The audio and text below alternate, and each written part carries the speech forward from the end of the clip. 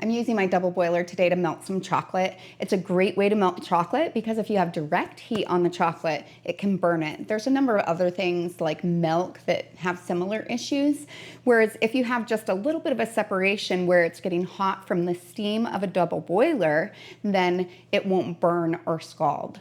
A double boiler has some very basic components. It has the lower portion, which is essentially just a little pot, and then I fill it up with 2 inches of hot water.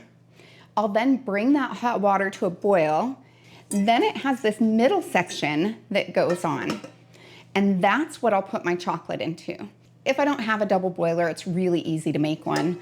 All I do is I use a metal bowl and place it on top of a little pan. And the most important thing is that it has full contact there so that it doesn't release the steam. The hot portion will be the portion that's down inside the pan, but I don't want it to actually touch the water, or that would be the direct heat and I could still end up with scalding and burning. You can also use a lid to speed up the heating up process. I a lot of times don't because I like to be able to stir it and make sure that that heat goes throughout. And if I'm using a bowl, then I can just put like a cookie sheet on top that'll help keep that heat in. This is one of my favorite kinds of chocolate, and fortunately, right after Easter is a great time to get these for a good deal.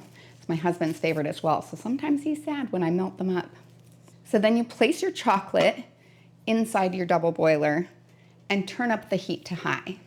There's already started to be just a little bit of heat on the bottom, and I can see where it's starting to melt some. It's as that water comes to a boil and that steam really hits the bottom of this that you'll see the heat transfer and the melting of the chocolate. I do this a lot of times with chocolate chips or the little candy wafers. Now that it's starting to melt, I just kind of start to move it around, especially with this being a tall bunny. It's a little bit better if you're doing the chips because those are down all touching the surface at the same time. So as it gets softer, I just break it up. Gives it a little more surface area touching. As soon as I realize that the water is boiling underneath, I turn off the heat and it will maintain the residual heat for quite a long time, like 40 minutes or so. That gives me a lot more time to work with my chocolate. So at this point, I'll just take it off the heat plate entirely. Make sure that the chocolate is nice and smooth just by stirring it. If you kind of press it against the bottom, it seems to work well. And then I'll use my spatula to just kind of get it all in one area. One chocolate bunny isn't really enough. It's only 3.5 ounces.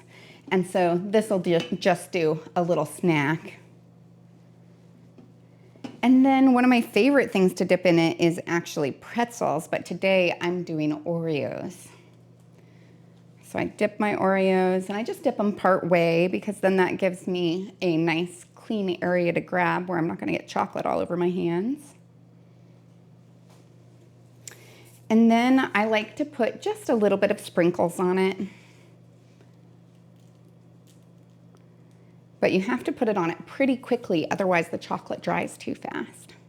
And I just continue to gather it up into a little pile that's as deep as I need. If I was going to do a lot of these, I'd do more chocolate. These are some of the videos that my kids love it when I do. And then I'll place these in the freezer until the chocolate hardens. You can see just how simple it is to use a double boiler or to make one of your own.